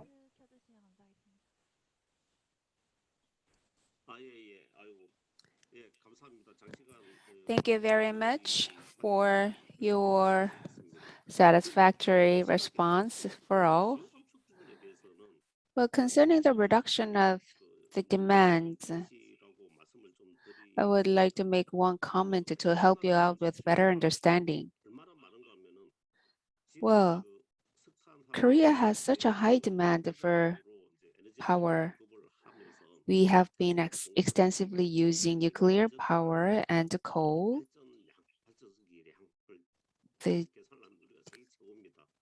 If we calculate the electricity generation per unit surface area, Korea should be the highest in terms of demand, which means that we generate a lot and we consume a lot. But intentionally, we maintain the electricity bill at a relatively low price ticket. So as a result, we have many electricity consumers, extensive consumers present in Korea, for instance, data centers from around the world. So electricity bill will have to face a different transition change with the renewable energy adoption. And if the electricity bill goes up in Korea, then overloaded demand will be naturally resolved in the market. And that is something that we have to have. And in addition to that, with the construction of power plants, we have been able to provide the highest supply per unit area, but with renewable energy, we're not sure of that capacity to be continued because we are not certain about our capabilities of producing the highest supply of renewable energies per unit area. So yes, it is necessary for us to have a reduced demand, but there should be some market hand that could resolve the issues. This is not about a plan, but with the transition of energy, we are to have automatic benefits that we could expect from the market. And that kind of approach to the control of demand and supply would be more efficient. This is my personal opinion. Well, demand reduction is such a hard task for all public officials at the Ministry of Industry, I guess. Well, I know that there are many questions uploaded to the chat room, so we would like to address those questions first. Well, to Philip Litz, Mr. Litz, let me summarize some questions addressed to you, Mr. Litz. Well, with the construction of renewable energy facilities, we will be expecting to have some issues related to transmission grid. And did you have any kind of issues related to this in expanding grids with renewable energy sources? And the second question is addressed in English to you, Mr. Litz. Well, it's related to H2 hydrogen and the imports of hydrogen. Where does Germany have a plan to import the hydrogen? And does this mean that renewable generations inside Germany will be insufficient to back up H2 demand domestically? So the second question, you can refer to it on the chat room of the Zoom because it's addressed in English. So please, would like to appreciate your answers to these two questions. Now the floor is yours. Thank you a lot for the question, and my apologies for just not being present. I had connection problems. So the first question regarding the building of transmission lines. Yes, there have been some issues around the planning procedure, basically because it involves new lines that are being built where inhabitants would be affected directly by that. And obviously, this is not really I mean, we can all understand that those transmission lines can be that nobody might want to have them in their backyard, like big roads or like huge infrastructure in general. So the strategy that the German government is following here is basically twofold. The first one is a very long-term planning. So that means, and also very transparent long-term planning. So what that means is that first, there's a very long and transparent process where it first evaluates how much energy is needed, how much transmission lines there are, and there are certain options that are discussed, but they are publicly discussed together with the people who live there. And there's a very huge public consultation process where people are invited to give their comments and to be involved in the planning. Nonetheless, I think we also need to be aware that this is not the only solution, because in the end, these transmission lines will need to be built because we need them for the flexibility for the system. We need them to transport the wind power in Germany from the north to the south. And not everybody will be happy. We also see this, for instance, not only with the transmission line, but also with building windmills.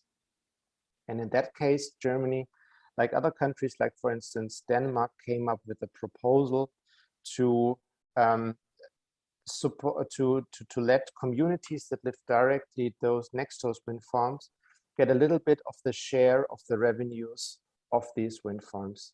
This is a system that had also been working for other infrastructures, for instance, for lignite mining for years, that the companies then pay higher taxes so that the communities profit directly from that. And this is something that has helped to increase the acceptability in the case of wind, for instance, substantially. So this is one: transparency, inclusion, and financial, a certain financial benefiting for the communities, which can help to improve the acceptance of these infrastructures. And the second question on hydrogen, yes, this is probably one of the most heated topics first in Germany, like how much hydrogen do we need? And where does this hydrogen then actually come from, and what strategy the German government should apply? The new coalition treaty foresees that there shouldn't be any limitation of hydrogen in the different sectors. Nonetheless, we see that there are certain sectors where we don't have that many alternatives, for instance, in the power sector, in the industry sector, where we absolutely need it, and in the transport sector and the heating sector, where there are some doubts of how much we actually would need to get that. So first strategy is to keep the hydrogen amount actually as low as possible, simply because Germany has only limited resources in space to produce hydrogen on their own. There will be some hydrogen production, as I said, but this would also need to include this, that the build out of renewable energy actually follows the path that was indicated of reaching 80% in 2030. What's the strategy to import hydrogen? The German Economic Ministry and the German Foreign Ministry is currently setting up a number of strategic energy partnerships, for instance, with Australia, for instance, with South Africa, for instance, with Chile. These are all countries that can produce hydrogen, ammonia, for instance, and other hydrogen projects to quite low prices. But what we also see is that actually the cheapest way to produce and import hydrogen would be rather through pipelines than through ships, because ships are quite expensive. And pipelines would mean that Germany would import hydrogen rather from North Africa, from the Mediterranean Sea countries, rather than from very far countries. So there are also strategic partnerships in place with, or being built up right now with Algeria, Morocco, for instance. And these are the countries very strategically that the German government is looking for to implement partnerships. But they are all to be very clear, at the very starting, in the very beginning phase. Right now, there's a huge hype about hydrogen, but all these still needs to be filled with life, with actual infrastructure, with actual projects, with actual realization. And we'll see how that will go over the next couple of years. Thanks a lot. 알기 쉽게 자세하게 Thank you very you so much much. for your detailed and very well outlined explanation to the question.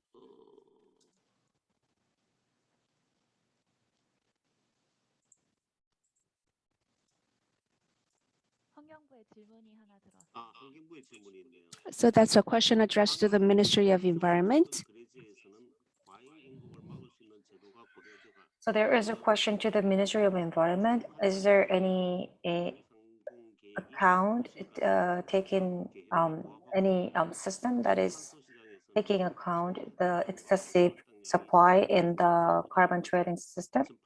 And for the total allocation, the reduction plan is meeting the 2030 target.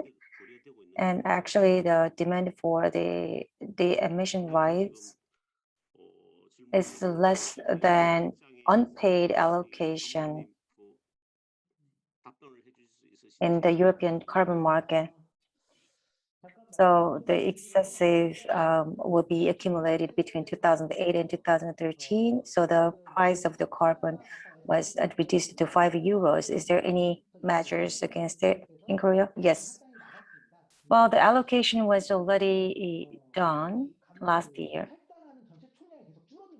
Well, from the third round, the total allocation will continue to reduce. So looking at it,